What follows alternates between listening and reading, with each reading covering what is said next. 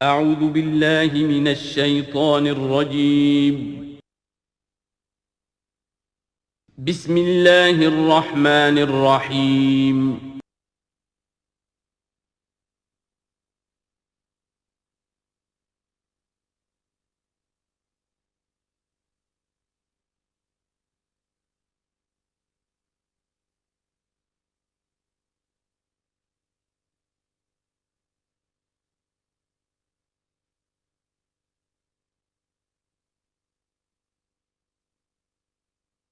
نحمده ونصلي على رسوله الكريم اما بعد فاعوذ بالله من الشيطان الرجيم بسم الله الرحمن الرحيم ولقد اخذنا آل فرعون بالسنين ونقص من الثمرات لعلهم يذكرون صدق اللہ العظیم۔ آگے بڑھنے سے پہلے دو باتوں کی وضاحت ہو جائے۔ ایک تو تصحیح کرنی ہے مجھے اس بات کی کہ حضرت موسیٰ علیہ السلام جب نبوت سے سرفراز ہو کر مصر واپس آئے ہیں تو اس وقت جو بادشاہ تھا فرعون، وہ اصل میں اس بادشاہ کا بیٹا تھا جس بادشاہ کے زمانے میں کہ یہ بچے کی حیثیت سے دریائے نیل سے باہر نکالے گئے تھے اور جس کی گود میں گویا کہ پلے تھے۔ وہ فرعون بھی ابھی زندہ تھا، بوڑھا ہو چکا تھا، لیکن اس کے حضرت موسیٰ علیہ السلام کے محل میں آنے تک تو کوئی اولاد نہیں ہوئی تھی۔ بعد میں اسے بھی اللہ نے ایک بیٹا دیا اور اب وہ بیٹا جوان تھا، اور وہ بیٹا جو ہے حضرت موسیٰ علیہ السلام کے ساتھ محل میں پلا بڑھا تھا، بالکل ایسے جیسے بھائی ہوتے ہیں۔ تو اس کے دل میں بھی محبت بہت تھی، گویا کہ حضرت موسیٰ کی حیثیت بڑے بھائی کی تھی، اور اس فرعون کی جس کو اب اس باپ نے تخت سے دستبردار ہو کر اپنا زندہ ہونے کے باوجود سارے امور سلطنت جو ہے تفویض کر دیے تھے اپنے اس بیٹے کو، اس کے دل میں بھی محبت تھی اور اس نے بھی قتل کرنے سے گریز کیا۔ دوسری بات جو آخری آیت تھی 15ویں رکوع کی، یہ ہمارے لیے خاص طور پر لمحہ فکریہ ہے مسلمانان پاکستان کے لیے کہ ہم نے بھی تحریک پاکستان جو چلائی تو ہندوؤں کے غلبے کے خوف سے کہ اگر ہندوستان ایک وحدت کی حیثیت سے آزاد ہوا اور جو جدید دنیا کا جمہوری اصول ہے ون مین ون ووٹ، تو ہندو جو ہے اتنے غالب ہو جائیں گے کہ ہمیں دبا لیں گے، ہمیں ایکسپلائٹ کریں گے، ہماری تہذیب، تمدن، دین، مذہب، عقیدہ، زبان، ہر چیز کو برباد کریں گے۔ تو اللہ تعالیٰ نے ہمیں اس تحریک پاکستان میں جو بھی ہم نے کوشش کی اس میں کامیابی دی، اور بالکل یہی الفاظ وَيَسْتَخْلِفَكُمْ فِي الْأَرْضِ، اور تمہیں زمین میں طاقت عطا کرے، قوت عطا کرے، حکومت عطا کرے، فَيَنْظُرَ كَيْفَ تَعْمَلُونَ، پھر وہ دیکھے گا تم کرتے کیا ہو، تمہاری روش کیا رہتی ہے، تم پھر کیا طرز عمل اختیار کرتے ہو، تم واقعتاً اللہ کے بندے بنتے ہو اور اللہ ہی کی حکومت قائم کرتے ہو، یا یہ ہلدی کی گانٹھ جو تمہیں مل جائے تو اس کو لے کر تم پنساری بن کر بیٹھ رہتے ہو اور اپنی حکومت اور اپنی مرضی اور اپنی خواہشات کے مطابق وہ نظام وہاں کا چلاتے ہو۔ وَلَقَدْ أَخَذْنَا آلَ فِرْعَوْنَ، اور وہی قانون جو کہ سورہ انعام میں بھی آیا تھا، سورہ اعراف میں بھی، جب حضرت موسیٰ علیہ السلام آل فرعون کی طرف آئے تو اب یہ جو رد و قدح وہاں شروع ہوئی، تو اس دوران میں اللہ تعالیٰ نے قوم فرعون کے اوپر بہت سے چھوٹے چھوٹے عذاب بھیجنے شروع کیے تاکہ وہ ہوش میں آئیں، جاگیں۔ وَلَقَدْ أَخَذْنَا آلَ فِرْعَوْنَ، اور ہم نے پکڑا فرعون والوں کو بِالسِّنِينَ، بار بار قحط آ رہے ہیں، وَنَقْصٍ مِّنَ الثَّمَرَاتِ، اور فصلوں کی تباہی سے، لعلہم یذکرون، شاید کہ وہ نصیحت پکڑے۔ فَإِذَا جَاءَتْهُمُ الْحَسَنَةُ، جب بھی کبھی درمیان میں حالات بہتر ہو جاتے تھے، اچھی صورتحال ہوتی تھی، قالوا لنا هذه، وہ کہتے تھے یہ تو ہمارے لیے ہے ہی، ہماری محنت کا، ہماری پلاننگ کا، ہماری مساعی کا، ہماری جدوجہد کا ثمرہ ہے۔ وَإِن تُصِبْهُمْ سَيِّئَةٌ، اور جب انہیں کوئی تکلیف آتی تھی، یطیروا بموسیٰ ومن معہ، تو اسے سمجھتے تھے کہ یہ موسیٰ اور اس کے ساتھیوں کی نحوست کی وجہ سے ہے۔ الا انما طائرہم عند اللہ، آگاہ ہو جاؤ کہ ان کی نحوست، ان کی شوبی قسمت جو ہے وہ اللہ کے ہاتھ میں ہے۔ ولکن اکثرہم لا یعلمون، لیکن ان کی اکثریت علم نہیں رکھتی، سمجھتے نہیں۔ وقالوا مہما تأتنا بہ من آیۃ لتسحرنا بہا، اور وہ کہتے تھے بہت ہی چیلنجنگ انداز میں کہ اے موسیٰ، یہ تم اپنے جادو کے زور سے ہمارے اوپر جو جو چیزیں لا رہے ہو، جو مصیبتیں لا رہے ہو تاکہ تم ہم پر جادو کرو، فما نحن لک بمؤمنین، تو اس کے باوجود ہم ثابت قدم ہیں، صابر ہیں، ہم اپنے عقائد پر، اپنے نظام پر جمے ہوئے ہیں، ہم آپ کی بات ماننے والے نہیں ہیں۔ فارسلنا علیہم الطوفان، پھر ہم نے ان پر زیادہ بڑی مصیبتیں بھیجیں، طوفان و جرادہ اور ٹڈی دل جس سے کہ فصلیں چٹ ہو گئیں، القمل اور چچڑیاں، یہ قمل ہی سے ملتی جلتی شے جو ہے کھٹمل ہے ہماری، یہ جو انسان کے لیے پسو اور جس طریقے سے کہ اس کے خون کو چوستی ہیں، والضفادع اور میںڈک، اس کثرت سے میںڈک ہو گئے کہ جو برتن اٹھاؤ اس کے اندر سے میںڈک برآمد ہو رہا ہے، اور ظاہر بات ہے کہ پھر اس سے گھن آتی ہے، ہانڈی میں سے میںڈک پھلک کر نکل رہا ہے۔ والدمع اور خون کی بارش، آیات مفصلات، یہ ہم نے نشانیاں بھیجیں وقفے وقفے سے، ساری ایک دم نہیں، ایک مرتبہ ایک نشانی ہے پھر دوسری نشانی ہے۔ فاستکبروا وکانوا قوما مجرمین، اس کے باوجود وہ استکبار پر اڑے رہے اور وہ بڑی ہی اڑیل قوم تھے، مجرم قوم تھے۔ ولما وقع علیہم الرجس، اور جب ان پر وہ مصیبت آ جاتی تھی، یعنی یہ کہ ہوتے ہوتے اب ان کی جو اکڑ فونی ہے اس میں کم سے کم یہ کمزوری واقع ہو گئی، یہ نرمی واقع ہو گئی جو آگے آ رہی ہے۔ ولما وقع علیہم الرجس، جب ان پر وہ عذاب آتا تھا، قالوا یا موسیٰ، تو وہ حضرت موسیٰ سے کہتے تھے، ادع لنا ربک بما عہد عندک، اپنے رب کو پکارو، دعا کرو جو تمہارا اس سے قول و قرار ہے، تمہارا عہد ہے اس کے ساتھ، تاکہ وہ ہمیں اس مصیبت سے نجات دے۔ لئن کشفت عنا الرجس، اگر اس نے ہم سے اس عذاب کو ہٹا دیا، کھول دیا، لنؤمنن لک، ہم تمہاری بات مان لیں گے۔ یہ ایمان کے ساتھ جب لام آتا ہے تو اس کے معنی وہ ایمان ایک عقیدے والا ایمان نہیں ہوتا، مان لیں گے، تمہاری بات مان لیں گے۔ ایک ہے ایمان بے کے ساتھ، آمنت باللہ و ملائکتہ و کتبہ، تو با کے ساتھ جب آتا ہے پورے وثوق کے ساتھ، یقین کے ساتھ، گہرے اعتماد کے ساتھ، اور ایک ہے کسی کی بات سرسری طور پر مان لینا، تو وہ پھر ایمان لام کے ساتھ ہوتا ہے۔ لنؤمنن لک، ہم آپ کی بات مان لیں گے، وَلَنُرْسِلَنَّ مَعَكَ بنی اسرائیل، اور آپ کے ساتھ ہم بنی اسرائیل کو اس ملک سے جانے دیں گے۔ اصل میں وہ کیوں نہیں جانے دینا چاہتے تھے؟ اس لیے کہ ان کے لیے وہ بڑی ہی چیپ لیبر تھی، ان کے غلاموں کی حیثیت تھی، اور بڑے بڑے بھاری کام ان سے کرواتے تھے۔ احرام مصر کی تعمیر میں نہ معلوم کتنے اسرائیلیوں کی ہڈیاں جو ہیں وہ دفن ہیں، بڑی بڑی چٹانیں جو ہیں وہ جب اوپر کھینچی جاتی تھی، یعنی کوئی گرتی تھی تو ان کے 20 نہیں سینکڑوں جو ہیں اس کے اندر پس جاتے تھے۔ تو ظاہر بات ہے کہ وہ چیپ لیبر جو انہیں ملی ہوئی تھی اس کو چھوڑنے کے لیے آسانی سے وہ تیار نہیں تھے، اس حوالے سے انہیں یہ شاخ گزر رہا تھا، ورنہ ظاہر بات ہے وہ بھی جانتے تھے کہ یہ ہمارے اس ملک کے رہنے والے نہیں ہیں، کہ ابتدا میں ان کے لیے وہاں بڑی آؤ بھگت رہی، بڑے عیش رہے، وہ پیرزادوں کی طرح ان کا احترام کیا گیا، انہیں بہترین زمینیں دی گئیں۔ جوشن کا علاقہ کہلاتا ہے جو نیل کا ڈیلٹا ہے، جو سب سے زیادہ زرخیز علاقہ ہے، وہ ان کو دیا گیا، وہاں یہ لوگ جو زمیندار بنے۔ لیکن اس کے بعد جب وہ نیشنلسٹ ریولوشن آیا تو بات ساری جو ہے وہ الٹی ہو گئی، تو فرمایا کہ ہم بھیج دیں گے آپ کے ساتھ بنی اسرائیل کو۔ فلما کشفنا عنہم الرجس، لیکن جب ہم ان سے وہ مصیبت کو دور کر دیتے تھے، الی اجل ہم بالغوہ، ایک مدت تک کے لیے کہ جس تک وہ پہنچ جائیں، لیکن ظاہر بات ہے کہ ہر ایک چیز کے لیے ایک مدت ہے، اس کے اندر ہی وہ بات ختم ہوتی ہے۔ اذا ہم ینکثون، تو پھر وہ اپنے عہد سے پھر جاتے تھے، اپنا وہ وعدہ جو تھا وہ اس کو توڑ دیتے تھے۔ فانتقمنا منہم، اب now cutting a long story short, بس ہم نے ان سے انتقام لیا۔ فاغرقناہم فی الیم، اور ہم نے انہیں سمندر میں غرق کر دیا، بانہم کذبوا بآیاتنا، اس لیے کہ انہوں نے ہماری آیات کو جھٹلایا، وکانوا عنہا غافلین، اور یقیناً وہ ہماری ان آیات سے تغافل برتتے رہے۔ وَأَوْرَثْنَا الْقَوْمَ الَّذِينَ كَانُوا يُسْتَضْعَفُونَ مَشَارِقَ الْأَرْضِ وَمَغَارِبَهَا الَّتِي بَارَكْنَا فِيهَا، اور وارث بنا دیا ہم نے اس زمین کے مشرق و مغرب کا جس کو کہ ہم نے بابرکت بنایا ہے۔ یہاں میں مشارق الارض آ کر ذرا بات کے سمجھنے میں مشکل ہو جاتی ہے، یہ خاص ایک ترتیب ہے رزم کے حوالے سے۔ مراد یہ ہے کہ اس زمین کا وارث بنا دیا جس زمین کو ہم نے بابرکت بنایا ہے، اس کے مشرق اور مغرب پر قبضہ دلا دیا اس قوم کو کہ جس کو دبا لیا گیا تھا۔ یہ زمین فلسطین ہے، ارض فلسطین، اس لیے کہ قرآن مجید میں بھی ہے الذی بارکنا حولہ،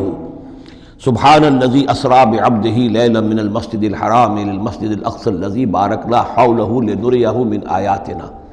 تو یہ سرزمین فلسطین جو ہے یہ اس اعتبار سے بھی مبارک ہے کہ سینکڑوں انبیاء یہاں رہے اور دفن ہوئے، حضرت ابراہیم علیہ السلام کے بعد سے لے کر، اور یہ کہ نہ معلوم کتنے طویل عرصے تک یہ انبیاء کا مدفن بھی رہا اور ان کا مسکن بھی رہا۔ پھر یہ کہ بڑی زرخیز علاقہ بھی ہے۔ تو ہم نے اس قوم کو کانوا یستضعفون، جو دبا لیے گئے تھے مصر میں، جو دبے ہوئے تھے پسے ہوئے تھے، ان کو وارث بنا دیا اس زمین کے مشرق اور مغرب کا، مشارق الارض و مغاربها التی بارکنا فیہا، جس میں ہم نے برکتیں رکھی ہیں۔ وتمت کلمۃ ربک الحسنی علی بنی اسرائیل، اور تیرے رب کی اچھی بات، اچھا وعدہ بنی اسرائیل کے حق میں پورا ہو گیا، بما صبروا، جو صبر انہوں نے کیا۔ یعنی جو بھی سختیاں آئیں حضرت موسیٰ علیہ السلام کے ساتھ، جو بھی لوگ ان میں سے ایمان لائے تھے، انہوں نے واقعتاً ثابت قدمی دکھائی، اور یہ کہ اس صبر کی وجہ سے اللہ تعالیٰ کا وعدہ ان پر پورا ہوا۔ وَدَمَّرْنَا مَا كَانَ يَصْنَعُ فِرْعَوْنُ وَقَوْمُهُ، اور ہم نے تباہ و برباد کر دیا جو کچھ کے بنایا تھا فرعون نے اور اس کی قوم نے، وَمَا كَانُوا يَعْرِشُونَ، اور جو وہ اونچے اونچے کرتے تھے، محل بناتے تھے یا کچھ اور اونچی اونچی ٹٹیاں چڑھاتے تھے اپنے انگوروں کی بیلوں کے لیے، ان سب کو ہم نے جو ہے ختم کر کے رکھ دیا۔ اب یہ جو تھا ان کا سفر مصر سے، اور جو یہ صحرائے سینا تک آئے، اس کا تذکرہ جو ہے کئی مرتبہ اس سے پہلے مدنی صورتوں میں بھی آ چکا ہے، لیکن اب کچھ واقعات وہ بیان ہو رہے ہیں کہ جو اس ایکسوڈس کے بعد، اسے ایکسوڈس کہتے ہیں، کتاب الخروج، یعنی یہ جو باب ہے اولڈ ٹیسٹمنٹ کا، ایکسوڈس، نکلنا، مصر سے نکلنا، اس کے حالات۔ وَجَاوَزْنَا بِبَنِي إِسْرَائِيلَ الْبَحْرَ، اور پار اتار دیا ہم نے بنی اسرائیل کو سمندر کے یا دریا کے، فَأَتَوْا عَلَىٰ قَوْمٍ، تو ان کا گزر ہوا، پہنچے وہ ایک ایسی قوم پر، يَعْكُفُونَ عَلَىٰ أَصْنَامٍ لَهُمْ، جو اعتکاف کرتے تھے اپنے اپنے بتوں کا۔ یہ لفظ ذرا یہاں پر نوٹ کیجئے، اعتکاف کرنا۔ اصل میں جو فلسفہ ہے بت پرستی کا، جسے کہ آج کے دور میں ڈاکٹر رادھا کرشنن، جو ایک زمانے میں ہندوستان کے صدر بھی رہے ہیں، بہت بڑے فلسفی تھے، بلکہ ایک دور میں یوں سمجھیے کہ دنیا میں دو ہی فلسفیوں کا ڈنکا بج رہا تھا، ایک فلسفی مذہبی قسم کا اور وہ ڈاکٹر رادھا کرشنن تھے، اور ایک فلسفی ملحد قسم کا وہ برٹرنڈ رسل تھا، اور یہ دونوں تقریباً ایک ہی عمر کے ہم عمر، اور دونوں ہی 90 سے اوپر ہو کر فوت ہوئے ہیں۔ تو ڈاکٹر رادھا کرشنن نے ہندوستان کے فلسفے کو گویا کہ زندہ کر دیا اپنی تصنیفات کے ذریعے سے۔ اس نے بت پرستی کا جو فلسفہ بیان کیا وہ یہ کہ ہم یہ نہیں سمجھتے کہ ان بتوں میں کچھ ہے، یہ تو اصل میں بت تو ہم کسی ڈیٹی، کوئی بھی دیوی یا دیوتا کے نام پر مناتے ہیں، اس کے دھیان کرنے کے لیے۔ کنسنٹریشن نہیں ہو سکتی، خوگرے پیکرے محسوس ہے انسان کی نظر۔ انسان جو ہے مراقبہ کرتا ہے، اگر آپ جو مراقبہ کرنا چاہتے ہیں، اللہ کے ساتھ دھیان لگانا چاہتے ہیں، کیسے لگائیں؟ لیکن اگر کسی تصویر کو سامنے رکھ لیں تو پھر توجہ کو مرکوز کرنا آسان ہو جائے گا۔ یہ ہے ان کا فلسفہ بت پرستی کا۔ تو اعتکاف اسی کو کہتے ہیں کہ سال میں یہ 10 دن آدمی نکال لے کہ اپنی توجہات کو ہر چیز سے، دنیاوی معاملات سے، ان سے ہٹا کر اور اللہ تعالیٰ کی ذات پر وہ مرکوز کرے، ذکر پر، توجہ پر اور دعا پر، مناجات پر، یہ اعتکاف ہے۔ تو انہوں نے بت اپنے بنائے ہوئے تھے اور ان بتوں کا اعتکاف کرتے تھے۔ قالوا یا موسیٰ اجعل لنا الہا کما لہم آلہہ، انہوں نے کہا کہ اے موسیٰ ہمارے لیے بھی کوئی الہ بنا دو، معبود بنا دو، کوئی ایسی نشانی ہو جس کو کہ ہم ذریعہ بنائیں، اس کے اوپر اعتکاف کریں، گیان دھیان کا مرکز اس کو بنا لیں۔ قال انکم قوم تجہلون، حضرت موسیٰ نے فرمایا کہ تم جہل کا ارتکاب کر رہے ہو، کیا بات کہہ رہے ہو؟ ان ہؤلاء متبر ما هم فیہ، یہ لوگ جس چیز میں ہیں یہ تو ہلاک ہونے والے ہیں، برباد ہونے والے ہیں۔ وباطل ما كانوا يعملون، اور جو کچھ یہ کر رہے ہیں وہ سب باطل ہے، اس کی کوئی حقیقت نہیں ہے۔ قال غیر اللہ ابغیکم الہا، حضرت موسیٰ نے فرمایا کہ کیا میں اللہ کے سوا تمہارے لیے کوئی الہ تلاش کروں؟ وَهُوَ فَضَّلَكُمْ عَلَى الْعَالَمِينَ، اور اس نے تو تمہیں فضیلت دی ہے تمام جہان والوں پر۔ وَإِذْ أَنْجَيْنَاكُمْ مِنْ آلِ فِرْعَوْنَ، اور ذرا یاد کرو جب کہ ہم نے تمہیں نجات دی آل فرعون سے۔ یسومونکم سوء العذاب، یہ الفاظ جو کہ تم سورہ بقرہ میں بھی آئے ہیں اور اس کے بعد بھی آئے ہیں۔ یسومونکم سوء العذاب، وہ تمہیں مبتلا کیے ہوئے تھے بدترین عذاب میں۔ یقتلون ابناءکم ویستحیون نساءکم، وہ قتل کر ڈالتے تھے تمہارے بیٹوں کو اور زندہ رکھتے تھے تمہاری بیٹیوں کو۔ وفی ذالکم بلاء من ربکم عظیم، اور یقیناً اس میں تمہاری رب کی طرف سے بہت بڑی آزمائش تھی۔ ووعدنا موسیٰ 30 لیلۃ، اور ہم نے بلایا موسیٰ کو 30 راتوں کے لیے، عام طور پر دن رات، لیکن یہ کہ عربی میں جو محاورہ ہے وہ رات ہی کا ذکر کرتے ہیں۔ 30 راتوں کے لیے وَأَتْمَمْنَاهَا بِعَشْرٍ، روایات سے معلوم ہوتا ہے کہ اولین جو تھی طلبی وہ 30 رات کے لیے ہوئی تھی، لیکن اس میں جو چلہ تھا جو حضرت موسیٰ علیہ السلام کو کاٹنا تھا، اس میں روزہ بھی تھا مسلسل 30 دن کا، تو اس میں یہ ہے کہ کسی وقت ان سے ضبط نہیں ہو سکا اور مسواک کر لی تھی، وہ جو روزے کی وجہ سے منہ کے اندر ایک طرح کی بو پیدا ہو جاتی ہے، اس کو برداشت نہ کر سکے، تو اس کی پاداش میں اب یہ روایات ہیں، میں نہیں کہہ سکتا کہ کس حد تک ان میں صحت ہے۔ فَأَتْمَمْنَاهَا بِعَشْرٍ، تو مکمل کر دیا ہم نے اس مدت کو 10 دن سے اور۔ فَتَمَّ مِيقَاتُ رَبِّهِ 40 لیلہ، تو وقت مدت پوری ہو گئی اس کے رب کی، یعنی 40 راتیں۔ یہیں سے ہمارے ہاں تصوف میں اہل صوفیہ نے 40 کا یہ چلہ کشی، 40 دن 40 رات کا چلہ کاٹنا، یہ جو ہے نکالا ہے۔ وقال موسیٰ لأخیہ ہارون، اور کہا موسیٰ نے اپنے بھائی ہارون سے علیہ السلام، اخلفنی فی قومی، آپ میری نیابت کیجئے میری قوم میں جا رہا ہوں، مجھے اللہ تعالیٰ نے طلب فرمایا کوہ طور پر، واصلح، اور دیکھیے اصلاح کرتے رہیے، ولا تتبع سبیل المفسدین، اور فساد مچانے والوں کے راستے کی پیروی نہ کیجیے گا۔ ولما جاء موسیٰ لمیقاتنا، اور جب موسیٰ پہنچے ہمارے وقت مقرر پر، وکلمہ ربہ، اور ان سے کلام کیا ان کے رب نے، قال رب ارنی انظر الیک، انہوں نے درخواست کی پروردگار مجھے اپنا دیدار عطا فرما، مجھے دکھا کہ میں تجھے دیکھوں۔ قال لن ترانی، اللہ نے فرمایا تم مجھے ہرگز نہیں دیکھ سکتے، ولکن انظر الی الجبل، لیکن ذرا اس پہاڑ کو دیکھو، فإن استقر مکانہ، اگر وہ اپنی جگہ پر کھڑا رہ جائے، برداشت کر جائے ہماری تجلی کو، فسوف ترانی، تو تم بھی سوچنا کہ شاید ہمیں دیکھ سکو۔ فلما تجلی ربہ للجبل، جب اللہ نے اپنی تجلی ڈالی پہاڑ پر، اب یہ جلی کہتے ہیں روشن چیز کو، جلی شے روشن، تجلی یہ باب تفاعل ہے،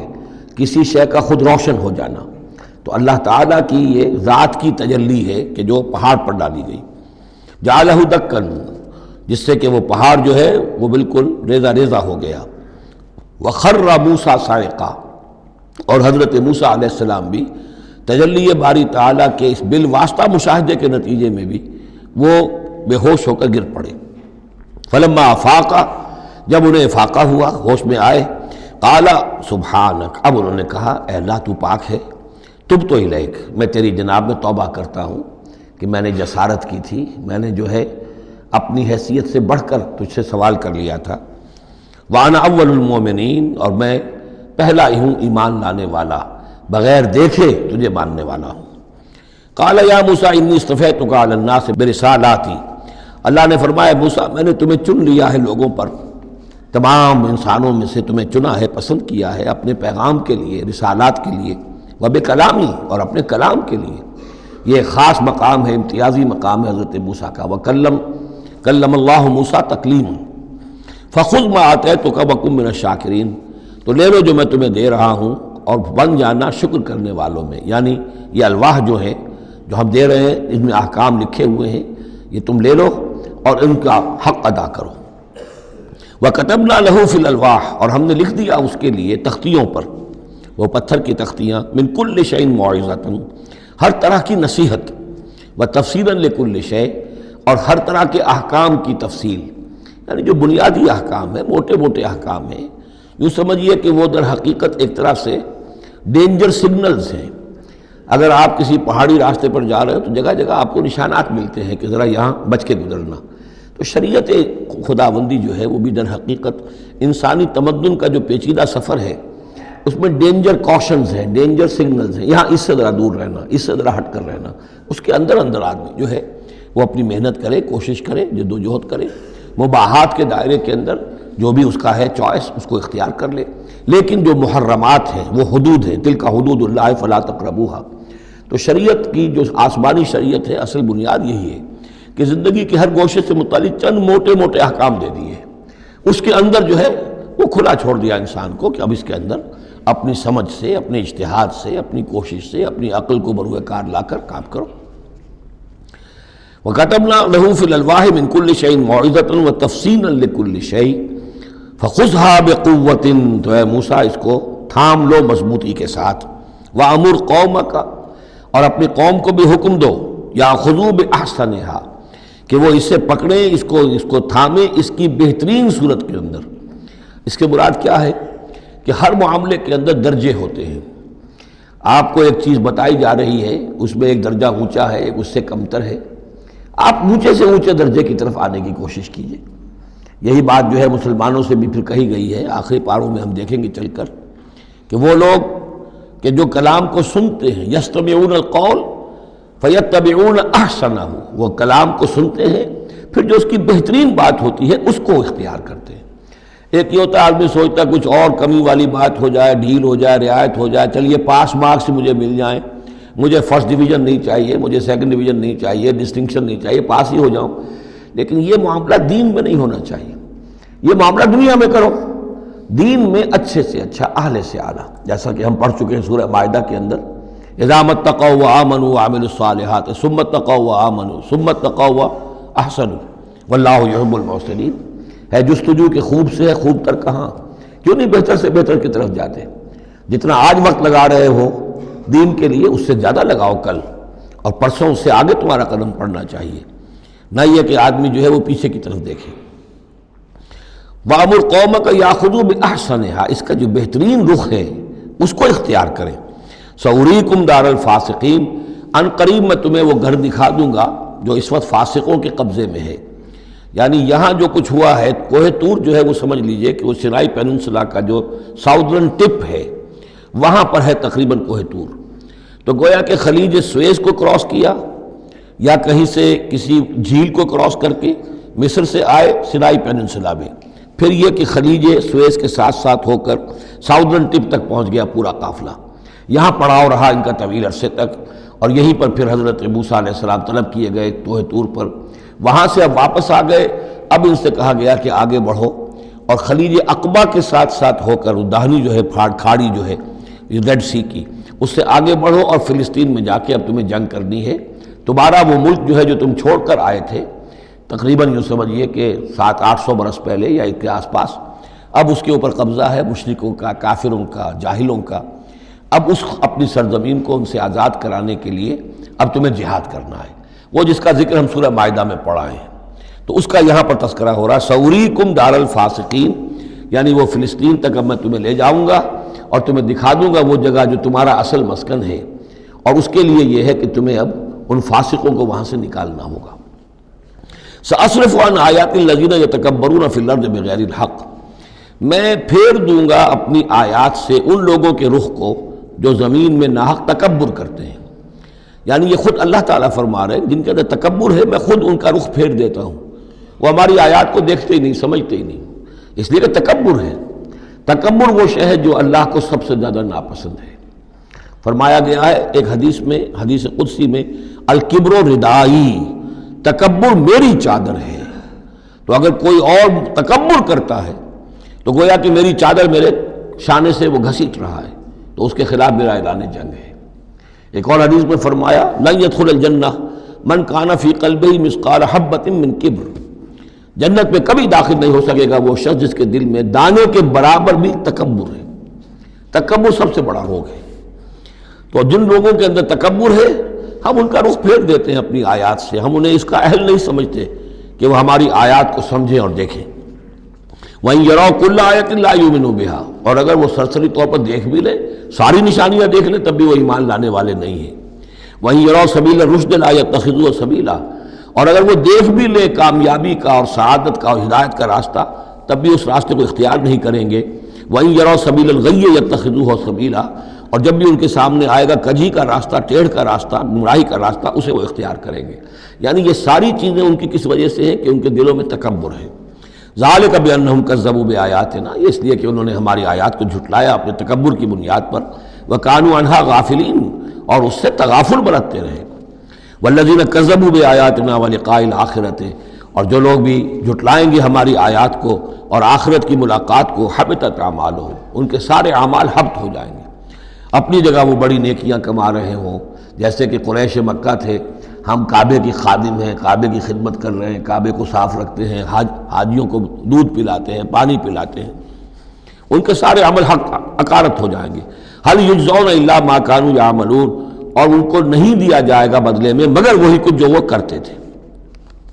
واتخذ قوم موسیٰ من بعدہ من حلیہم عجلا جسدا لہ خوار، اور بنا لیا موسیٰ کی قوم نے ان کے بعد، حضرت موسیٰ علیہ السلام جب چلے گئے کوہ طور پر تو پیچھے یہ ایک فتنہ اٹھا ہے، سامری، یہ سامری جو ہے اس نے فتنہ اٹھایا، اور جو کچھ ان لوگوں کے پاس، اسرائیلیوں کے پاس، جو ان قبطیوں کے زیورات بہت سے رکھے ہوئے تھے امانتاً، وہ بھی جانتے تھے کہ یہ قوم، یہ چونکہ ابراہیم کی نسل میں سے ہیں تو یہ امانت دار ہیں، جب یہ وہاں سے چلے تو وہ سارے جو ہیں وہ زیورات بھی وہ لے کر آ گئے تھے اپنے دشمنوں کے، ان زیورات کو لے کر اس نے گلایا، آگ میں تبایا، گلایا، اور اس سے ایک بچھڑے کی شکل بنائی، اور کچھ ایسی کاریگری رکھی کہ اس میں سے ہوا جب گزرتی تھی ایسے سوراخ رکھ دیے کہ اس میں سے ایسی آواز آتی تھی جیسے کہ بچھڑا جو ہے وہ بول رہا ہے، اور اس نے کہا یہ ہے تمہارا خدا۔ یہ موسیٰ تو بھول گیا، موسیٰ کو مغالطہ ہو گیا، وہ کہاں گیا ہے، کس خدا سے ملنے گیا، خدا تو یہ ہے۔ اور اس میں بھی ایک اور بات دوسری جگہ پر آ جائے گی، یہاں تو نہیں ہے، کہ حضرت موسیٰ علیہ السلام اصل میں اپنے اشتیاق اور محبت اور شوق اور جذبے کی وجہ سے قبل از وقت چلے گئے تھے، جو وقت معین تھا کوہ طور پر آنے کا اس سے پہلے۔ تو اللہ نے جواب طلبی کی تھی، ما عجلک عن قومک یا موسیٰ، اے موسیٰ اپنی قوم کو چھوڑ کر پہلے کیسے آ گئے ہو؟ اور انہوں نے جواب دیا، اجلت الیک رب لترضیٰ، پروردگار میں جلدی آیا تاکہ تو راضی ہو جائے، تو میرا شوق دیکھ، میرا اشتیاق دیکھ، تیری محبت، تجھ سے گفتگو اور کلام کی جو میرے اندر شوق ہے اس کی وجہ سے آیا ہوں۔ تو گویا کہ وہ تو شاباش کی توقع رکھتے تھے، یہاں ڈانٹ پڑ گئی، ما عجلک عن قومک یا موسیٰ قال عجلت الیک رب لترضیٰ، لیکن اللہ نے فرمایا فإنا فتنا قومک من بعدک، تمہاری اس عجلت کی وجہ سے ہم تمہاری قوم کو تمہارے بعد فتنے میں ڈال چکے ہیں۔ تو جلدی خیر کے لیے بھی نہیں کرنی چاہیے، خیر کے کام کو بھی عین وقت پر سہج پکے سو میٹھا ہو۔ تو اضلهم سامری نے انہیں گمراہ کر دیا ہے، وہ تذکرہ ہو رہا ہے۔ من حلیہم، زیوروں سے، عجلا جسدا، ایک بدن سا بنایا بچھڑے کا سا، لہو خوار، جس میں گائے کی سی آواز آتی تھی۔ الم یروا انہ لا یکلمہم، کیا انہوں نے یہ نہیں غور کیا کہ وہ نہ ان سے بات کر سکتا ہے، وہ گدھے کی سی یا گھوڑے کی سی یا بچھڑے کی سی آواز سے تو کوئی بات نہیں بنتی، ولا یہدیہم سبیلا، نہ انہیں وہ کوئی راستہ بتا سکتا ہے، اتخذوہ وکانوا ظالمین، انہوں نے اسی کی عبادت شروع کر دی، اسے معبود بنا لیا، اور وہ تھے بہت ظالم۔ ولما سقط فی ایدیہم ورأوا انہم قد ضلوا، اور جب ان کے ہاتھوں کے طوطے اڑ گئے، پچھتاوا ہوا، یعنی ان میں سے بھی گویا کہ 3 حصوں میں قوم تقسیم ہو گئی۔ ایک قوم، بڑا حصہ قوم کا وہ رہا جو اس گناہ میں شریک نہیں ہوا، ایک حصہ وہ تھا کہ جو کچھ دیر کے لیے شریک رہا لیکن فوراً ہوش میں آ گیا بعد میں، تیسرا حصہ وہ تھا جو حضرت موسیٰ علیہ السلام کی واپسی تک اس پر اڑا رہا، جازم رہا۔ تو یہاں اس درمیانی طبقے کا ذکر ہو رہا ہے، وَلَمَّا سُقِطَ فِي أَيْدِيهِمْ وَرَأَوْا أَنَّهُمْ ضَلُّوا، جب ان کے ہاتھوں کے طوطے اڑ گئے، ان کی پچھتاوا طاری ہوا، اور انہوں نے سوچا ہم تو گمراہ ہو گئے، یہ ہم کیا کر بیٹھے۔ قَالُوا لَئِن لَّمْ يَرْحَمْنَا رَبُّنَا،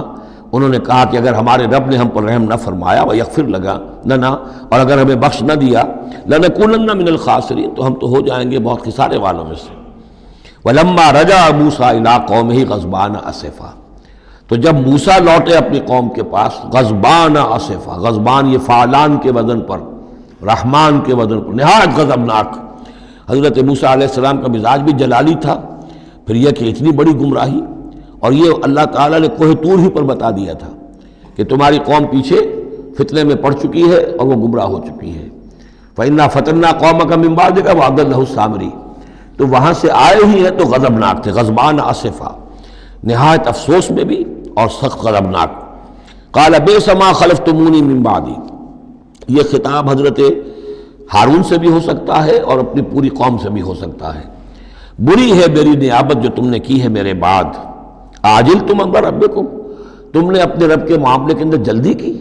میرا انتظار کرتے، اگر اس نے کچھ بنا ہی دیا تھا، کوئی شوبدہ دکھایا تھا، میرے آنے تک انتظار کر لیتے، میں تمہیں بتاتا اس کی حقیقت کیا ہے۔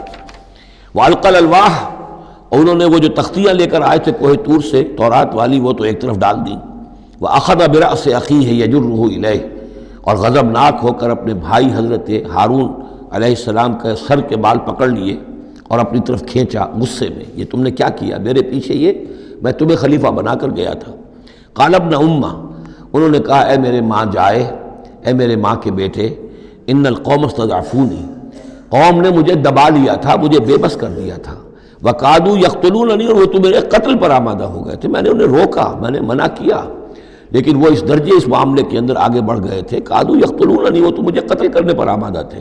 فلا تشمت بی الاعداء، تو دیکھیں اب مجھ پر آپ دشمنوں کو ہنسنے کا موقع نہ دیں۔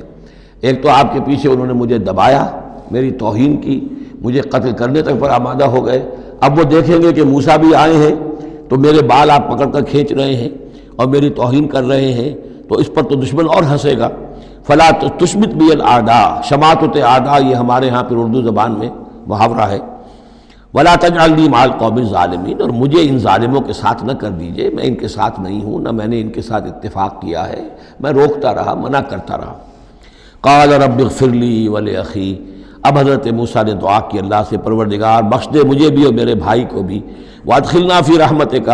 اور ہمیں داخل فرما اپنی رحمت میں، وانت ارحم الراحمین، اور یقیناً تو ہے تمام رحم کرنے والوں میں سب سے بڑھ کر رحم فرمانے والا۔ ان الذین اتخذوا العجل سینالہم غضب من ربہم، اب یہ فیصلہ انہوں نے دیا، یقیناً جن لوگوں نے اس بچڑے کو اپنا معبود بنایا، ان قریب ان پر آئے گا غضب ان کے رب کی طرف سے، گویا کہ قتل مرتد کی سزا جس کا ذکر ہم سورہ بقرہ میں پڑھ چکے ہیں۔ وَذِلَّةٌ فِي الْحَيَاةِ الدُّنْيَا، دنیا میں ذلت بھی آئے گی، وَكَذَلِكَ نَجْزِي الْمُفْتَرِينَ، اور اسی طریقے سے بہتان باندھنے والوں کو، جھوٹ گھڑنے والوں کو ہم جزا دیتے ہیں۔ وَالَّذِينَ عَمِلُوا السَّيِّئَاتِ ثُمَّ تَابُوا مِن بَعْدِهَا وَآمَنُوا، البتہ جن لوگوں نے کچھ دیر کے لیے یہ غلط کام کیا تھا لیکن پھر وہ توبہ کر لی انہوں نے، من بعدہا اس کے بعد، وآمنوا اور ایمان لے آئے، ان ربک من بعدہا لغفور الرحیم، تو یقیناً اس کے بعد آپ کا رب جو ہے غفور الرحیم ہے۔ جن سے عارضی طور پر یہ بات ہو گئی تھی پھر انہوں نے توبہ کر لی، ان کے لیے تو مغفرت ہے، اللہ تعالیٰ معاف فرمائے گا، غفور الرحیم ہے۔ البتہ جو اب تک اس پر اڑے رہے ہیں ان کے لیے یہ حد جاری کی جائے گی۔ یہ بالکل ایسے ہی جیسے سورہ مائدہ میں ہم نے پڑھا ہے محاربے والی آیت میں، کہ اگر کوئی ڈاکو ہیں، راہزن ہیں، کوئی ملک کے اندر فساد مچا رہے ہیں، تو اگر اس سے پہلے کہ تم ان پر قابو پاؤ اگر وہ توبہ کر لیں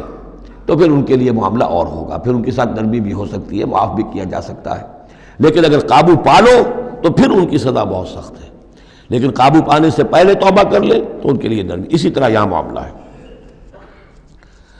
وَلَمَّا سَكَتَ عَنْ مُوسَى الْغَضَبُ، جب موسیٰ کا غصہ کو ٹھنڈا پڑا، أَخَذَ الْأَلْوَاحَ، اب انہوں نے وہ تختیاں اٹھائیں، وفی نسختها ہدی ورحمۃ للذین ہم لربہم یرہبون، اور اس کی تحریر میں لکھا ہوئی تھی رحمت، ہدایت بھی اور رحمت بھی ان لوگوں کے حق میں جو اپنے رب سے ڈرتے ہیں، اپنے رب کا تقوی اور خوف رکھتے ہیں۔ واختار موسیٰ قومہ 70 رجلا لمیقاتنا، اب ایک تو سزا دے دی گئی، ایک تو پرج ہو گئی، اور یہودی جو ہیں جنہوں نے کہ آخری وقت تک اس کے اوپر قائم رہے انہیں قتل کر دیا گیا۔ اب اس کے بعد ایک اجتماعی توبہ کے لیے حضرت موسیٰ علیہ السلام نے اپنی قوم کے 70 سرکردہ افراد کو لیا، واختارا چن لیا، اختارا موسیٰ قومہ 70 رجلا لمیقاتنا، اللہ تعالیٰ ہی نے طلب فرمایا ہے، ہمارے وقت مقررہ کے لیے چن لیے موسیٰ نے اپنی قوم میں سے 70 سرکردہ افراد۔ فلما اخذتهم الرجفۃ، جب وہ آئے ہیں کوہ طور پر یا اس کے قریب تو ان کے اوپر کپ کپ کی طاری ہو گئی یا زلزلے نے آ پکڑا، یعنی وہ ایک سخت ترین جو ہے ان کے لیے پھر خوفناک صورت پیدا کر دی گئی۔ قال رب، حضرت موسیٰ نے عرض کیا پروردگار، لو شئت اہلکتہم من قبل وایایا، اگر تیری مشیت یہی تھی تو اس سے پہلے ہی ہمیں بھی ہلاک کر سکتا تھا، مجھے بھی کر سکتا تھا، انہیں بھی کر سکتا تھا، خطا کار تو ہم ہیں، غلطی ہوئی ہے، لیکن بہرحال ہم نے اتنا بڑا کفارہ بھی دے دیا ہے، اپنی قوم کے اتنے لوگوں کو اپنے ہاتھوں ذبح بھی کیا ہے، لیکن یہ کہ اگر ہلاک ہی کرنا تھا جو اس وقت شکل ہو رہی ہے تو پہلے قدم پر بھی تو ہلاک کر سکتا تھا۔ لو شئت اہلکتہم من قبل وایایا، اگر تو چاہتا تو ہلاک کر دیتا ان سب کو بھی اور مجھے بھی۔ اتہلکنا بما فعل السفہاء منا، کیا تم ہمیں ہلاک کر دے گا ہمارے کچھ بے وقوف لوگوں کی حرکت کی وجہ سے؟ ہمارے ہاں کچھ بے وقوف تھے جنہوں نے حرکت کی تھی، اور ان کی وجہ سے کیا پوری قوم کو ہلاک کر دے گا؟ ان ہی الا فتنتک، نہیں یہ تیری طرف سے ایک آزمائش ہے، تضل بہا من تشاء، تو گمراہ کرتا ہے اس کے ذریعے سے جس کو چاہتا ہے، وتہدی من تشاء، اور ہدایت دیتا ہے جس کو چاہتا ہے، انت ولینا، تو ہمارا ولی ہے، ہمارا ساتھی ہے، پشت پناہ ہے، مولا ہے، فاغفر لنا، پس ہمیں بخش دے، ہماری گناہ کو معاف فرما، ورحمنا، ہم پر رحم فرما، وانت خیر الغافرین، اور یقیناً تمام بخشنے والوں میں تو سب سے بہتر بخشنے والا ہے۔ وَاكْتُبْ لَنَا فِي هَذِهِ الدُّنْيَا حَسَنَةً وَفِي الْآخِرَةِ، ہمارے لیے اس دنیا کی زندگی میں بھی حسنہ لکھ دے، طے کر دے۔ اب دیکھیے یہ دعا کر رہے ہیں حضرت موسیٰ اپنی قوم کے لیے، بنی اسرائیل کے لیے، وَاكْتُبْ لَنَا فِي هَذِهِ الدُّنْيا حَسَنَةً وَفِي الْآخِرَةِ، وہی الفاظ ربنا آتنا فی الدنیا حسنۃ وفی الآخرۃ حسنۃ وقنا عذاب النار، تو لکھ دے، طے کر دے کہ ہمارے لیے دنیا میں بھی حسنہ ہو، آخرت میں بھی، انا ہدنا الیک، ہم تیری جناب میں توبہ کرتے ہیں، رجوع کرتے ہیں، جو خطا ہو گئی ہے اس کا اعتراف کرتے ہوئے معافی چاہتے ہیں۔ قال عذابی اصیب بہ من اشاء، اللہ نے فرمایا جہاں تک میرے عذاب کا تعلق ہے وہ تو اس میں تو میں مبتلا کروں گا جس کو چاہوں گا، ورحمتی وسعت کل شیء، تم رحمت کا سوال کر رہے ہو تو ایک رحمت تو میری وہ ہے جو ہر شے کے شامل حال ہے، ہر شے کا وجود میری رحمت سے ہے، اس کا بقا میری رحمت سے ہے، اس کا تسلسل میری رحمت سے ہے۔ ایک تو رحمت عامہ ہے جو تمام مخلوقات کو شامل ہے، تمام مخلوقات جو ہے اس میں سے حصہ پا رہی ہیں، ورحمتی وسعت کل شیء فسأکتبھا، اب یہاں مراد ہے خاص رحمت جس کے لیے تم کہہ رہے ہو، وہ رحمت تو میں لکھ دوں گا ان لوگوں کے لیے، اب یہ بہت اہم مقام یہاں آ رہا ہے، وہ اپنی رحمت میں خاص کر دوں گا، لکھ دوں گا، للذین یتقون، جو تقوی کی روش اختیار کریں، ویؤتون الزکاۃ، اور زکوٰۃ دیتے رہیں، والذین ہم بآیاتنا یؤمنون، اور جو لوگ ہماری آیات پر ایمان پختہ رکھیں، الذین یتبعون الرسول النبی الامی الذی یجدونہ مکتوبا عندہم فی التوراۃ والانجیل، جو اتباع کریں گے ہمارے امی نبی کی، جس کا کو رسول بنا کر بھیجا جائے گا، رسول نبی امی کا اتباع کریں گے، جسے وہ پائیں گے، الذی یجدونہ، جسے پائیں گے لکھا ہوا، مکتوباً عندہم، ان کے پاس، اپنے پاس، فی التوراۃ والانجیل، کہ وہ ان کے پاس اس کی پیشن گوئیاں، اس کے حالات، اس کی علامات تورات اور انجیل دونوں میں ہوں گی۔ تو جو لوگ ان کا اتباع کریں گے، نبی امی محمد الرسول اللہ صلی اللہ علیہ وسلم امیین میں سے اٹھائے گئے، اور آپ واقعتاً اس قوم میں سے تھے جس کے پاس کوئی کتاب نہیں تھی، کوئی شریعت نہیں تھی، ویسے بھی آپ نے دنیاوی اعتبار سے کوئی تعلیم حاصل نہیں کی، دنیاوی معیار کے اعتبار سے لکھنا پڑھنا آپ نہیں جانتے تھے، تو امی تھے۔ تو رسول نبی الامی، جو پیروی کریں گے میرے اس رسول کی جو نبی امی ہوگا، جسے یہ پائیں گے الذی یجدونہ مکتوبا، لکھا ہوا، جس کی علامات اور جس کی پیشن گوئیاں، عندہم فی التوراۃ والانجیل، ان کے پاس تورات اور انجیل دونوں میں، یامرہم بالمعروف، وہ انہیں نیکی کے حکم دے گا، وینہاہم عن المنکر، اور تمام بدیوں سے روکے گا، ویحل لہم الطیبات، اور ان کے لیے تمام حلال چیزیں، پاک چیزیں حلال کر دے گا، یعنی جو ہم پڑھ چکے ہیں کچھ چیزیں تھیں کہ جو بنی اسرائیل پر ان کی شرارتوں کی وجہ سے بھی حرام کر دی گئی تھی، یہ تمام بندشیں اٹھا دے گا، تمام پاکیزہ چیزوں کو ان کے لیے حلال کرے گا، وَيُحَرِّمُ عَلَيْهِمُ الْخَبَائِثَ، اور جتنی خبیث ناپاک چیزیں ہیں انہیں حرام قرار دے گا، وَيَضَعُ عَنْهُمْ إِصْرَهُمْ وَالْأَغْلَالَ الَّتِي كَانَتْ عَلَيْهِمْ، اور ان سے اتار دے گا، دور کر دے گا، انہیں نجات دے گا ان کے بوجھوں سے اور ان کی ان توقوں سے کہ جو ان کے اوپر پڑے ہوئے ہوں گے، یعنی مختلف رسوم اور رواج، ان کے توق جو لوگ باندھ لیتے ہیں اپنے گلوں کے اندر، چاؤ چاؤ میں کچھ لوگ دولت والے جو ہیں وہ نئی نئی رسمیں ایجاد کرتے ہیں، نئے نئے تہوار ایجاد کرتے ہیں، نئی نئی جو ہیں اور تقریبات کا چرچا ہو جاتا ہے، غریبوں کے لیے پھر ان کو پورا کرنا پڑتا ہے، شادی بیاہ کی یہ تقریبات ہیں، اب جن کے پاس حرام کی دولت کے انبار جمع ہیں ان کے لیے تو اپنی دولت مندی کے اظہار کا موقع ہے، کیسے پتہ چلے گا ہم دولت مند ہیں؟ اسی طریقے سے جیسے کہ ہندوؤں کے ہاں بنیے کی دولت یا لگتی تھی مکان پر یا بیاہ شادی پر، باقی کھانا پینا ان کے ہاں نہیں تھا، نہ اچھا پہننا، نہ اچھا کھانا، نہ اچھا پینا، لیکن مکان بنائیں گے تو عالیشان، اور دوسرے یہ کہ شادی کریں گے تو پھر ٹھاٹ کے ساتھ۔ یہی ہمارے ہاں بھی معاملے چلے آ رہے ہیں، وہ ہندوانہ پس منظر ہے اور اس میں رسومات ہیں۔ اب یہ امیروں کے لیے تو چونچلے ہیں، غریبوں کے لیے یہ اسر اور اغلال ہیں۔ اسر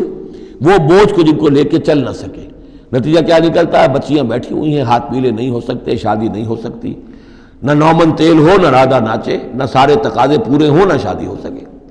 تو یہ جو اسر اور اغلال لوگوں نے، پھر یہ کہ جو سوشل ایولیوشن کہہ لیجئے یا جو بھی اس کے اندر تنزل ہوا ہے، جس کے نتیجے میں لوگوں کے اوپر طرح طرح کی قیدیں آ گئی ہیں، کہیں جو ہے وہ جاگیرداری نظام آ گیا ہے، اس کی قید ہے، کہیں بادشاہت ہے، امپیریلزم ہے، اس کی قید ہے، کہیں سرمایہ دار نظام ہے، اس کا تشدد ہے۔ تو محمد جب آئیں گے، یہ اللہ تعالیٰ فرما رہے ہیں، تو ان تمام قیدوں سے نجات دلائیں گے، ان تمام بوجھوں سے نوع انسانی کو نجات دیں گے، عدل اور قسط کا نظام قائم کریں گے، وہ چاہے رسومات کی شکل میں ہو اور چاہے یہ کہ ایک نظام ظالمانہ ایکسپلائٹیٹو اگر نظام ہے، ریپریسو نظام ہے، تو اس کو ہٹا کر فالذین آمنوا بہ۔ اب یہ جو الفاظ آ رہے ہیں اس آیت مبارکہ کے، یہ بہت اہم ہے، اس پر میرا ایک پورا کتابچہ موجود ہے کہ جس کا عنوان ہے نبی اکرم صلی اللہ علیہ وسلم سے ہمارے تعلق کی بنیادیں۔ فالذین آمنوا بہ گنتی کر لیجئے، تو جو لوگ ان پر ایمان لائیں گے، پہلی شرط ہے ایمان، وعزروہ، اور ان کا ادب کریں گے، ونصروہ، اور اس کی مدد کریں گے، واتبعوا النور الذی انزل معہ، اور اس نور کی پیروی کریں گے جو ان کے ساتھ نازل کیا جائے گا۔ اولئک ھم المفلحون، یہی لوگ ہوں گے فلاح پانے والے۔ اللہم ربنا اجعلنا منہم۔ اب یہاں تھوڑی سی وضاحت کر لیجئے، فالذین آمنوا بہ، وہ لوگ جو اس پر ایمان لائیں گے۔ ایمان کے دو تقاضے سمجھ لیجئے، ایک تقاضا اطاعت، لا یؤمن احدکم حتی یکون ہواہ طبعا لما جئت بہ، تم میں سے کسی شخص کا مجھ پر ایمان نہیں ہے جب تک کہ اس کی خواہش نفس تابع نہ ہو جائے اس کے جو میں لے کر آیا ہوں، جو احکام میں لے کر آیا ہوں۔ تم اگر جب ایمان رکھتے ہو کہ میں اللہ کی طرف سے لے کر آیا ہوں تو تمہیں ان کو ماننا ہے۔ لا یؤمن احدکم حتی یکون ہواہ طبعا لما جئت بہ۔ دوسرا تقاضا، لا یؤمن احدکم حتی اکون احب الیہ من والدہ وولدہ والناس اجمعین، تم میں سے کوئی شخص مومن نہیں ہو سکتا جب تک کہ میں اسے محبوب تر نہ ہو جاؤں، اپنے باپ سے بھی، بیٹے سے بھی، تمام انسانوں سے۔ تو ایک غائب درجے میں اتباع اور اطاعت،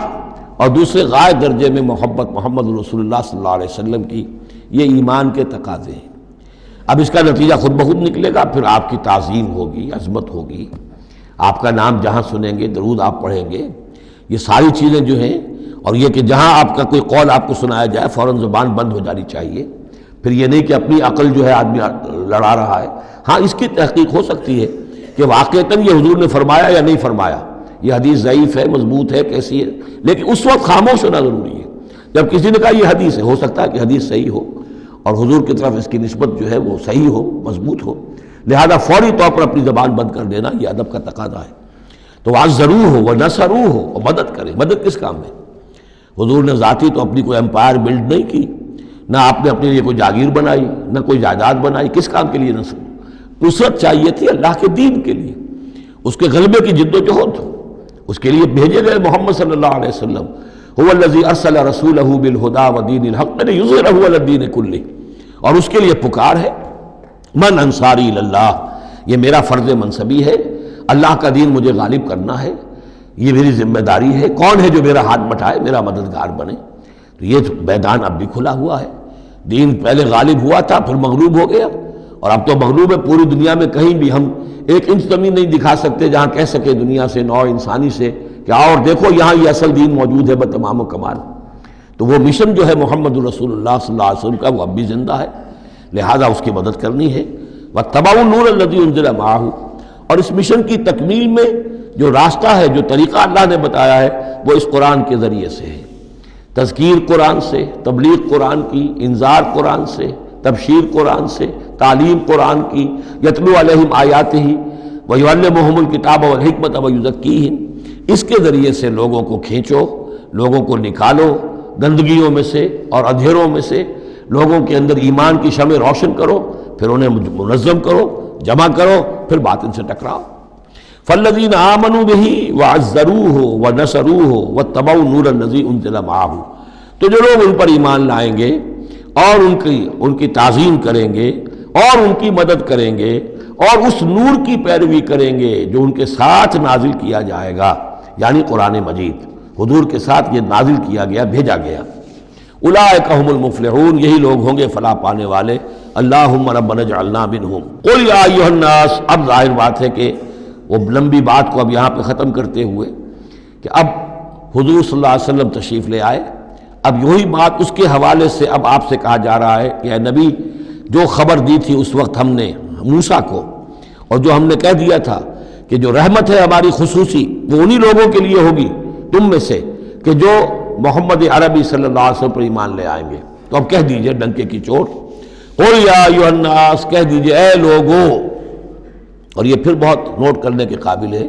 کہ ہم نے اب تک جتنے رسولوں کا تذکرہ سنا ہے، پڑھا ہے سورہ اعراف میں، وہ یا قوم یا قوم یا قوم، اے میری قوم کے لوگوں۔ لیکن محمد رسول اللہ کی امتیازی شان یہ ہے کہ قوم کی طرف مبعوث نہیں ہوئے، صرف پوری نوع انسانی کی طرف، جیسے سورہ بقرہ کے تیسرے رکوع کی پہلی آیت میں نے حوالہ دیا تھا، یا ایھا الناس اعبدوا ربکم الذی خلقکم والذین من قبلکم لعلکم تتقون۔ تو یہ آفاقی رسالت ہے، عالمی رسالت ہے، انسانی سطح پر ہے۔ قل یا ایھا الناس انی رسول اللہ الیکم جمیعا، میں اللہ کا رسول ہوں تمہاری طرف، سب کی طرف۔ الذی لہ ملک السماوات والارض، یہ بات 5 مرتبہ قرآن میں کہی گئی ہے مختلف الفاظ میں کہ حضور کی بعثت پوری نوع انسانی کے لیے ہے، جس میں سب سے نمایاں آیت وہ ہے وما ارسلناک الا کافۃ للناس بشیرا ونذیرا، ہم نے نہیں بھیجا ہے محمد آپ کو مگر پوری نوع انسانی کے لیے بشیر اور نذیر بنا کر۔ باقی یہ کہ اور مختلف اسالیب میں 4 مرتبہ اور یہ بات آئی ہے کہ آپ کی بعثت جو ہے کسی خاص قوم، کسی خاص ملک، کسی خاص رنگ اور نسل کے لوگوں، کسی خاص قبیلے کی طرف نہیں ہے، بلکہ پوری نوع انسانی کی طرف ہے۔ قل یا ایھا الناس انی رسول اللہ الیکم جمیعا الذی لہ ملک السماوات والارض، میں اس اللہ کا رسول ہوں جس کے لیے آسمان اور زمین کی بادشاہی ہے، لا الہ الا ہوا، اس کے سوا کوئی معبود نہیں، یحیی و یمیت، وہی زندہ رکھتا ہے اور وہی موت وارد کرتا ہے۔ فآمنوا باللہ، تو ایمان لاؤ اللہ پر، ورسولہ النبی الامی الذی، اور اس کے اس رسول پر جو نبی امی ہے اور جو یؤمن باللہ وکلماتہ، جو ایمان رکھتا ہے اللہ پر اور اس کے کلام پر، اس کے کلمات پر، اس کی باتوں پر، واتبعوہ، اور اس کی پیروی کرو، لعلکم تہتدون، تاکہ تم ہدایت پاؤ۔ یہ گویا کہ اعلان عام ہوا محمد رسول اللہ صلی اللہ علیہ وسلم کا کہ وہ جو بات اللہ تعالیٰ نے حضرت موسیٰ سے کہی تھی یہ اس کے مطابق میری بعثت ہوئی ہے۔ اور اب گویا کہ جیسا کہ میں نے آپ کو بتایا تھا، یہ تمہید ہے، تیاری ہو رہی ہے، چونکہ مدینے کی طرف سفر کرنا ہے، یہ صورت پہلے نازل ہو گئی ہے تاکہ وہ ذہن تیار ہو جائے اس کے لیے کہ اب یہود کے 3 بڑے بڑے قبیلے وہاں پر آباد ہیں، ان سے براہ راست اب سابقہ پیش آئے گا۔ ابھی تک براہ راست خطاب یہود سے نہیں ہوا، یا بنی اسرائیل سے کوئی خطاب نہیں، گفتگو ہو رہی ہے محمد رسول اللہ سے یا اہل مکہ سے یا حضور کی وساطت سے مسلمانوں سے، لیکن یہ کہ وہ باتیں ساری وہ آ رہی ہیں کہ جن کا اب محل جو ہے واضح ہو جائے گا ہجرت کے بعد۔ وَمِن قوم موسیٰ أُمَّةٌ يَهْدُونَ بِالْحَقِّ وَبِهِ يَعْدِلُونَ، اور موسیٰ کی قوم میں یقیناً کچھ لوگ ایسے تھے، امتن ایسے لوگ تھے کہ جو حق کی ہدایت دیتے تھے۔ یعنی یہ تو نہیں ہو سکتا اتنے جلیل القدر پیغمبر کے کوئی بھی ساتھی نہ ہو، حواری نہ ہو، یا بڑی اکثریت ان کی جو ہے ناہنجاروں پر رہی مشتمل، لیکن بہرحال ان کے ساتھ ایک جماعت ان کے حواریین کی، ان کے ساتھیوں کی۔ وَمِن قوم موسیٰ أُمَّةٌ يَهْدُونَ بِالْحَقِّ وَبِهِ يَعْدِلُونَ، ایسی قوم ان کے اندر رہی ہے، قوم موسیٰ میں سے ایسی لوگ، ایسی جماعت جو حق ہی کی ہدایت بھی دیتے تھے اور حق ہی کے ساتھ فیصلے بھی کرتے تھے، عدل بھی کرتے تھے۔ وَقَطَّعْنَاهُمْ اثْنَتَيْ عَشْرَةَ أَسْبَاطًا أُمَمًا، اور ہم نے انہیں علیحدہ علیحدہ کر دیا 12 بڑی بڑی قبیلوں کی جماعت میں، اسباط امما، بار جماعتیں بن گئیں، علیحدہ علیحدہ ان کی امتیں بن گئیں، علیحدہ قبیلے بن گئے، کیونکہ یہ 12 بیٹے تھے حضرت یعقوب علیہ السلام کے، اور ان میں سے ہر ایک سے ایک قبیلہ چلا ہے۔ تو ابھی وہ انسان کا جو تمدنی ارتقاء جو ہے ابھی قبائلی دور میں تھا، لہذا اس قبائلی نظام ہی کو اللہ تعالیٰ نے ان کے لیے باقی رکھا۔ چنانچہ پانی بھی جب دیا تو 12 چشمے، تاکہ ہر قبیلے کا چشمہ علیحدہ ہو اور یہ آپس میں لڑیں جھگڑے نہیں۔ ہر قبیلے کا کوئی اپنا سردار ہے، اس کا اپنا ایک نظام ہے، کوئی نزاع ہو گیا ہے تو وہ آپس میں اس کو حل کر سکتے ہیں، لیکن اگر بین القبائل معاملہ ہو جائے تو پھر اس کو حل کرنا جو ہے مشکل ہو جائے گا۔ وَأَوْحَيْنَا إِلَىٰ مُوسَىٰ إِذِ اسْتَسْقَاهُ قَوْمُهُ، اور ہم نے وحی کی موسیٰ کی طرف جب کہ پانی طلب کیا ان سے اس کی قوم نے، أَنِ اضْرِب بِعَصَاكَ الْحَجَرَ، کہ اپنے اسی عصا سے، اپنی لاٹھی سے ضرب لگائیے چٹان پر۔ فَانْبَجَسَتْ مِنْهُ اثْنَتَا عَشْرَةَ عَيْنًا، تو اس میں سے 12 چشمے پھوٹ بہے، یہ بات ہم پڑھ چکے ہیں سورہ بقرہ میں۔ قد علم کل اناس مشربہم، ہر قبیلے نے، ہر قوم نے پہچان لیا، معین کر لیا اپنے مشرب کو۔ مشرب یہ بھی اس میں ظرف ہے، پینے کی جگہ، اپنا گھاٹ معین ہو گیا، یہ چشمہ ہمارا، یہ چشمہ ان کا، یہ چشمہ ان کا ہے، یہ بنی لاوی کا ہے، یہ فلاں کا ہے، بنی یہودا کا ہے۔ وَظَلَّلْنَا عَلَيْهِمُ الْغَمَامَ، اور ہم نے ان کے اوپر سائبان ابر کا طاری کر دیا تاکہ دھوپ سے بچیں۔ وَأَنزَلْنَا عَلَيْهِمُ الْمَنَّ وَالسَّلْوَىٰ، اور ہم نے ان پر من اور سلوہ کے ذریعے انہیں خوراک ہم پہنچائی، اتارا ان پر ہم نے من اور سلوہ۔ کلوا من طیبات ما رزقناکم، کھاؤ ان پاکیزہ چیزوں میں سے کہ جو ہم نے تمہیں رزق میں دی ہیں۔ وما ظلمونا،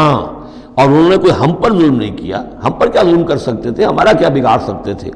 وما ظلمونا، انہوں نے ہمارا کیا بگاڑا، ہمارا کیا بگاڑ لیں گے۔ ایک حدیث قدسی میں آتا ہے کہ اے میرے بندو، اگر تم سب کے سب اولین اور آخرین اور انس اور جن سب بدترین جیسے ہو سکتا ہے تم میں سے کوئی شخص ویسے بن جاؤ، تب بھی میرے خزانے میں کوئی کمی نہیں آئے گی۔ اور تم سب کے سب اولکم و آخرکم و انسکم و جنکم سب کے سب مل جاؤ اور بہترین میرے مطیع بن جاؤ، میرے بندگی کرنے والے بن جاؤ، میرے خزانے میں کوئی اضافہ نہیں ہوگا، میں تو غنی ہوں۔ تو وما ظلمونا، انہوں نے ہم پر ہمارا کچھ نہیں بگاڑا، ولکن کانوا انفسہم یظلمون، لیکن وہ خود اپنی ہی جانوں پر ظلم کرتے رہے۔ وَإِذْ قِيلَ لَهُمُ اسْكُنُوا هَٰذِهِ الْقَرْيَةَ، اور یاد کرو جب ان سے کہا گیا تھا کہ آباد ہو جاؤ اس بستی میں، یہ جیریکو، اریحا، پہلا شہر فلسطین کا کہ جو یوشع ابن نون، جوشوا، ان کی سرکردگی میں جب بنی اسرائیل نے قتال کیا ہے پھر، تو یہ پہلا شہر فتح ہوا۔ جب ان سے کہا گیا کہ اب اس میں تم رہ سکتے ہو، بس جاؤ، وَكُلُوا مِنْهَا حَيْثُ شِئْتُمْ، اور اس میں سے جو بھی چاہو، جہاں سے بھی چاہو تم کھاؤ۔ وَقُولُوا حِطَّةٌ، اور دیکھو استغفار کرتے رہو، کہتے رہو اے اللہ ہمارے گناہ جھاڑ دے، ہماری کوتاہیاں، ہماری جو بھی کوئی کمیاں رہ گئی ہیں ان کو پورا کر دے۔ وَادْخُلُوا الْبَابَ سُجَّدًا، اور جب داخل ہو شہر کے دروازے میں تو سر جھکا کر داخل ہو، تمہاری گردنیں اکڑی ہوئی نہ ہو۔ نغفر لکم خطیئاتکم، ہم تمہاری جو بھی خطائیں ہیں وہ بخش دیں گے، جو بھی غلطیاں ہوئی ہیں، فروغ گزاشتیں ہوئی ہیں، ان سب سے درگزر فرمائیں گے۔ سنزید المحسنین، اور نہ صرف یہ کہ وہ خطائیں معاف کر دیں گے، جو ان میں سے محسن ہوں گے تم میں سے انہیں تو اب اور دیں گے، ان کے درجات بلند کریں گے، ان کو اور اونچے سے اونچے مراتب عطا کریں گے۔ فبدل الذین ظلموا منہم قولا غیر الذی قیل لہم، تو بدل دیا ان میں سے جو ظالم تھے، گناہ گار تھے، ایک ایسی بات کو کہ جو ان سے کہی گئی تھی اس کی بجائے، یعنی وہ کہا گیا تھا حطۃ حطۃ حنطۃ حنطۃ، ہمیں گیہوں چاہیے، گیہوں چاہیے۔ فارسلنا علیہم رجزا من السماء، تو ان پر ہم نے آسمان سے ایک عذاب بھیج دیا، جن لوگوں نے وہ غلط حرکت کی تھی ان پر پلیگ آئی، بما کانوا یظلمون، بسبب ان کے اس ظلم کے جو انہوں نے اپنے آپ پر کیا تھا۔ واسألہم عن القریۃ التی کانت حاضرۃ البحر، اور ذرا ان سے سوال کیجئے اس بستی کے بارے میں کہ جو ساحل سمندر پر تھی، حاضرۃ البحر، سمندر کے کنارے پر تھی۔ یہ اب اصحاب سبت کا واقعہ آ رہا ہے۔ اس یادونا، اور عام طور پر خیال یہ کہ جو ایلات کی بندرگاہ ہے یہاں پر یہ واقعہ ہوا تھا، اب بھی وہ ایلات کی بندرگاہ ہے۔ 1967 میں جو جنگ ہوئی تھی عرب اور اسرائیل جنگ، اس میں اصل میں اسی ایلات کی بندرگاہ کا گھیراؤ کر لیا تھا صدر ناصر صاحب نے، بلاکیڈ آف دی ایلات پورٹ، اور اس کے نتیجے میں پھر بڑا زبردست جو ہے حملہ کیا اچانک جو ہے اسرائیل نے، اور یہ کہ صحرائے سینا بھی مصر سے ہتھیا لیا تھا، گولان ہائٹس جو ہے وہ سیریا سے اس نے فتح کر لیے، اور پورا مغربی کنارہ جو اردن کا جو ہے اتنا بڑا علاقہ، زرخیز ترین علاقہ جو ہے فلسطین کا، وہ اردن سے اس نے ہتھیا لیا تھا، جس میں سے صرف سینائی پیننسلا بھی واپس کیا گیا ہے، اور یہ جو مغربی کنارے پر ان کی کوئی ایک آٹونومس سی چھوٹی سی ریاست قائم کرنے کی کوششیں ہو رہی ہیں، باقی یہ کہ گولان ہائٹس پر ابھی کوئی معاملہ نہیں ہوا۔ تو وہیں پر اسی ایلات بندرگاہ پر یہ واقعہ ہوا ہے، وہیں پر یہ کوئی قوم مچھیروں کی آباد تھی۔ وَاسْأَلْهُمْ عَنِ الْقَرْيَةِ الَّتِي كَانَتْ حَاضِرَةَ الْبَحْرِ، وہ سمندر کے کنارے آباد تھی، اِذْ يَعْدُونَ فِي السَّبْتِ، جبکہ وہ سبت کے قانون میں حد سے تجاوز کرنے لگے۔ اِذْ تَأْتِيهِمْ حِيتَانُهُمْ يَوْمَ صَبْتِهِمْ شُرَّعًا، جبکہ آتی تھیں ان کی مچھلیاں ان کے پاس یوم صبتہم، جس دن کہ ان کا سبت ہوتا تھا، شُرَّعًا، شُرَّع جیسے کہ نیزہ کو چلاتا ہے، یعنی یہ کہ کبھی اگر آپ نے کماڑی میں کھڑے ہو کر دیکھا ہو تو کبھی کبھی ایسا ہوتا ہے کہ کوئی مچھلی جو ہے وہ چھلانگ مار کے اوپر آتی ہے پھر اندر چلی جاتی ہے۔ اب ظاہر بات ہے کہ یہ اٹکیلیاں کرتی تھی مچھلیاں، اللہ تعالیٰ نے سکس سینس دے رکھی ہے، حیوانات کو بھی ہے، انہیں پتہ چل گیا تھا ہفتے کا ایک دن ایسا ہے کہ ہمیں کوئی ہاتھ نہیں لگاتا. اب وہ آ رہی ہیں، اٹکیلیاں کر رہی ہیں، چھلانگیں لگا رہی ہیں، یہ کھڑے ہوئے ہیں ہاتھ بندھے ہوئے ہیں، اس لیے کہ سبت ہے، ہفتے کا دن ہے، پکڑ تو نہیں سکتے. تو شرعاً آتے تھے جسے نیزے چل رہے ہوں. وہ یوم لا یثبتون لا یاتیہم، جس دن سبت نہیں ہوتا تھا یعنی باقی 6 دن وہ دور کہیں گہرے پانی میں چلی جاتی تھی، اور گہرے پانی میں جا کے مچھلیوں کا پکڑنا جو ہے اس وقت تک تو انسان کے پاس آلات نہیں تھے. کذالک نبلوہم بما کانوا یفسقون، اس طرح ہم نے انہیں آزمایا تھا، ایک بڑی آزمائش میں ڈال دیا کہ دیکھیں یہ کتنے ثابت قدم رہتے ہیں، شریعت کے حکم پر قائم رہتے ہیں اور فاقہ برداشت کر لیتے ہیں، یا یہ کہ شریعت کے ساتھ کوئی استہزاء کرتے ہیں، تمسخر کرتے ہیں. وَإِذْ قَالَتْ أُمَّةٌ مِّنْهُمْ، یہاں بھی نوٹ کر لیجئے کہ جیسے وہاں معاملہ ہوا 3 حصوں میں یہ قوم تقسیم ہو گئی. ایک حصہ وہ تھا کہ جس نے اس گناہ میں حصہ نہیں لیا اور وہ منع بھی کرتا رہا کہ مت کرو، دیکھو نہیں منکر کا فریضہ سر انجام دیتا رہا. یہ اللہ تعالیٰ کا، وہ کرتے کیا تھے؟ ہفتے کے روز گئے، گڑھے کھودے اور سمندر کا پانی اس میں لے آئے ساحل کے ساتھ گڑھے کھود کر، تو اس کے ساتھ مچھلیاں بھی آ گئیں. واپسی کا راستہ کر دیا بند، مچھلی کو ہاتھ نہیں لگایا، ہفتے کو اتوار کو جا کے مچھلی پکڑ لی. تو فائدہ کیا ہوا؟ اصل میں ہفتے کا قانون تو یہ تھا کہ ہفتے کا دن تم لگاؤ اللہ کی یاد میں، ذکر میں، عبادت میں، تورات پڑھو، پڑھاؤ، سیکھو، سکھاؤ. 6 دن تم کام کرو دنیا کا، اپنی معاش کا، 7واں دن تم فارغ رکھو اللہ کے لیے، دین کے لیے. لیکن جب وہ گڑھے کھودنے میں دن صرف ہو گیا تو چاہے مچھلی پکڑی یا نہیں پکڑی، تو جو اصل روح تھی اس حکم کی وہ تو ختم ہو گئی. تو یہ ہے کہ جس میں انہوں نے استہزاء کیا، گویا کہ شریعت کا مذاق اڑایا. اب ایک تو وہ تھے کہ جنہوں نے نہ تو اس جرم میں حصہ لیا اور وہ منع بھی کرتے رہے. ایک وہ تھے کہ جو حصہ تو نہیں لیا جرم میں لیکن منع نہیں کرتے تھے، خاموش رہتے تھے. تیسرے وہ تھے کہ جو جرم کے اندر باقاعدہ جری ہو کر وہ حصہ لے رہے تھے. تو اب جو لوگ منع کر رہے تھے ان سے انہوں نے کہا جو منع نہیں کر رہے تھے، جو خود بھی نہیں کر رہے تھے لیکن منع بھی نہیں کر رہے تھے. اذ قالت امۃ، جب کہا اس درمیانی طبقے نے، منہم، ان میں سے، لما تعظون قوما اللہ مہلکہم، کیوں وعظ کر رہے ہو ان لوگوں کو، کیوں اپنے آپ کو ہلکان کرتے ہو کہہ کہہ کہ تم، اور نہی عن المنکر کا فریضہ سر انجام دے دے کے تھک گئے ہو. یہ قوم اب ماننے والی نہیں ہے، اللہ ان کو ہلاک کر کے رہے گا. لما تعظون قوما اللہ مہلکہم او معذبہم عذابا شدیدا، یا انہیں پھر عذاب دے گا بہت سخت عذاب. قالوا، اب یہ جواب کن کی طرف سے ہے؟ جو خود بھی بچے ہوئے تھے گناہ سے، روک بھی رہے تھے اپنی امکانی حد تک کہ خدا کے لیے باز آ جاؤ، یہ شریعت کا استہزاء نہ کرو، مذاق نہ اڑاؤ. قالوا معذرۃ الی ربکم،